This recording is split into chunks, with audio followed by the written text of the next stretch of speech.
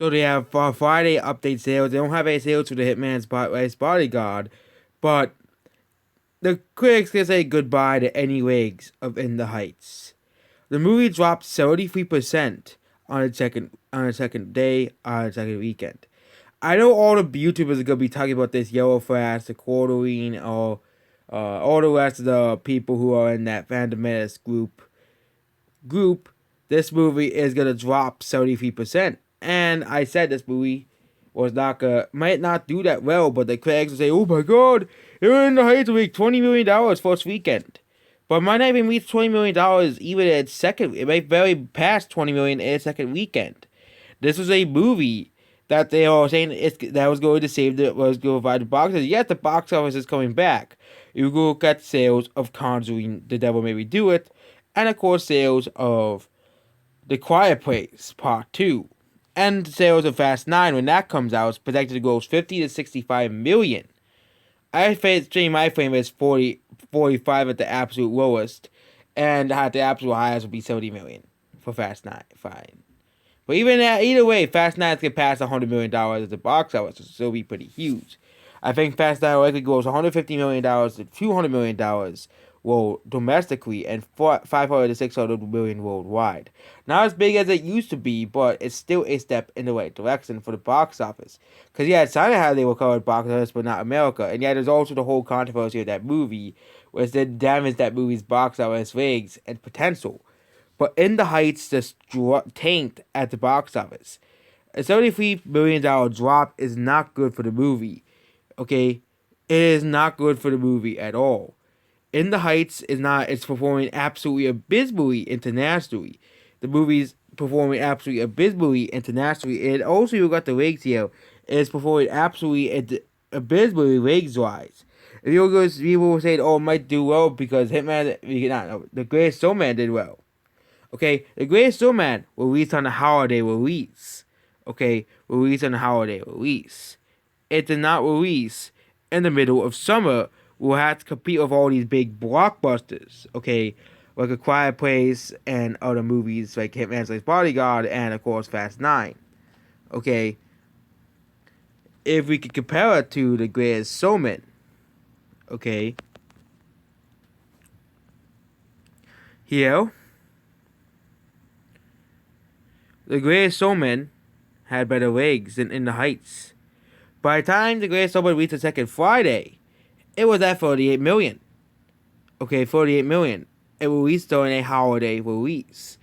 So yeah, the movie did pretty bad its first weekend. Again, only grossed 8 million, but had an early release as well, which was also a factor as well. And the movie had pretty good ratings because it was a holiday release. It had a very strong word of mouth, and of course, The Greatest Showman was not woke like In the Heights. If we get In the Heights versus The Greatest Showman, In the Heights will likely be likely to pass 30 million. Even compare it to Peter Rabbit 2, which is a good comparison because both movies open the same.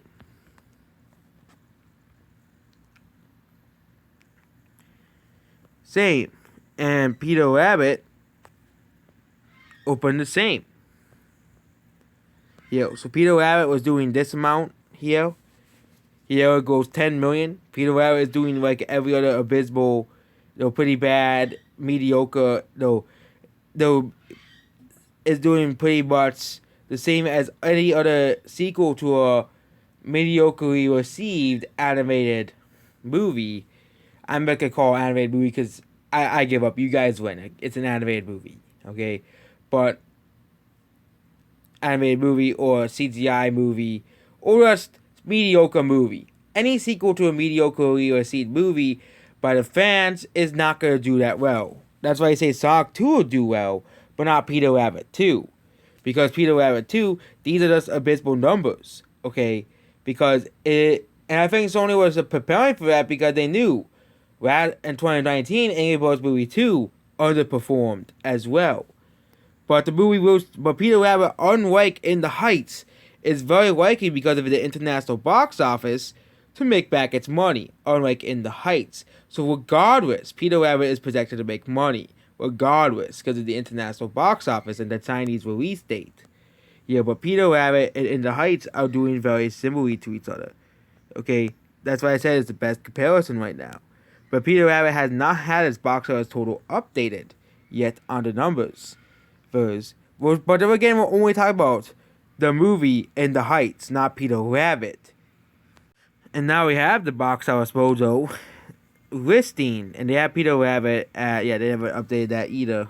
They haven't even updated for Friday box office. So Peter Rabbit is here, and Peter Rabbit is actually caught up and surpassed In the Heights at the box office, which they also here on day 8. Peter Rabbit has surpassed In the Heights at the box office, but In the Heights dropping 73 million is pretty bad for the movie. Again, wokeness is again failing. They think that woke movies do well, but time and time it shows again. Okay, I think a better comparison would be the Charlie's Angels reboot. Okay, the Charlie's Angels reboot, which is already a pretty bad comparison since it already outsold it, so we're not gonna use that comparison anyways. But the Charlie's Angels reboot kept dropping 70%. It kept dropping 70% because nobody likes the Charlie's Angels reboot. Okay, and there will be people who are gonna be saying it's gonna become a cult classic. Well, Booksmart is a supposedly cult classic and nobody talks about it. Booksmart was supposedly a cult classic movie, but nobody's talking about it. Okay, if you're gonna compare it to this movie, this is Charlie's Angels box office. It did absolutely abysmally at the box office. Okay, and Charlie's Angels dropped 61%, 61%, 60%, 70, 83%, 75%, 64% as well. And if this movie drops 64 to 65%, it is over for In the Heights. It is over for that movie, and that means we have the 4th box office failure of the year. Again, not every movie is going to make back its money. We all know that is how the movie industry works. There's a lot of movies that did flop in 2019. Flops are never going to be gone if the box office is recovering. And they said HBO Max was not to blame for this movie's underperformance because nobody had interest on it on HBO Max.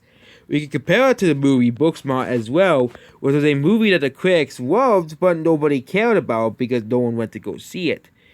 Okay, it's doing slightly better than a movie like Booksmart, which only opened to 6 million and made 22 million. So it's probably gonna pass a movie like that. But again, both In the Heights and Booksmart were praised by the critics and called masterpieces.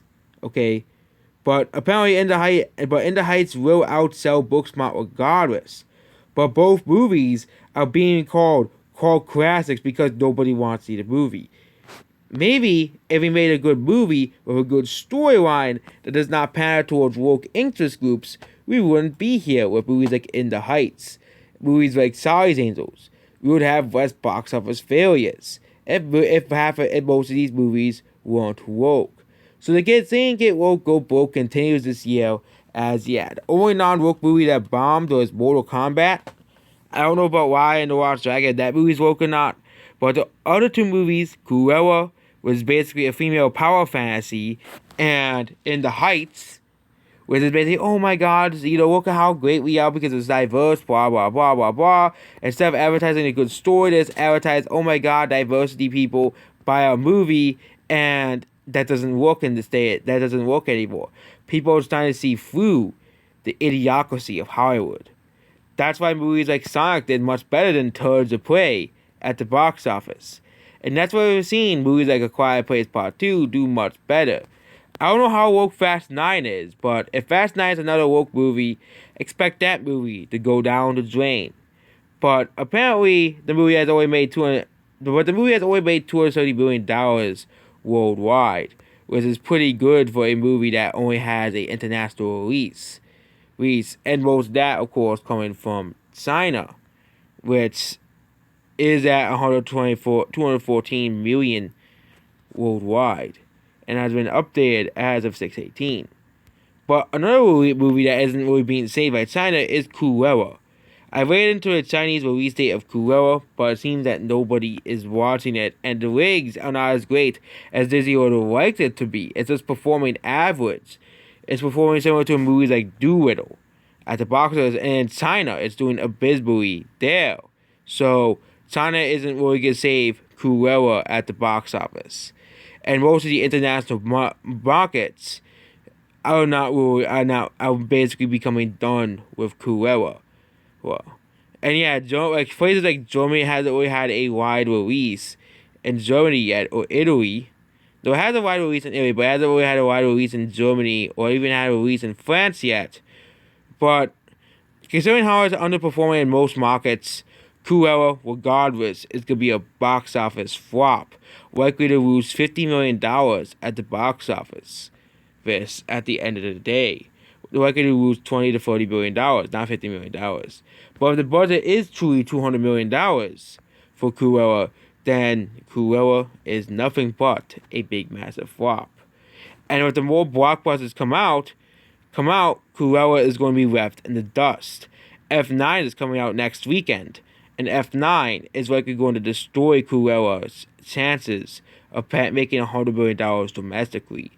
So, Cruella is nothing but another flop for Disney. So that's basically it about the video. Goodbye.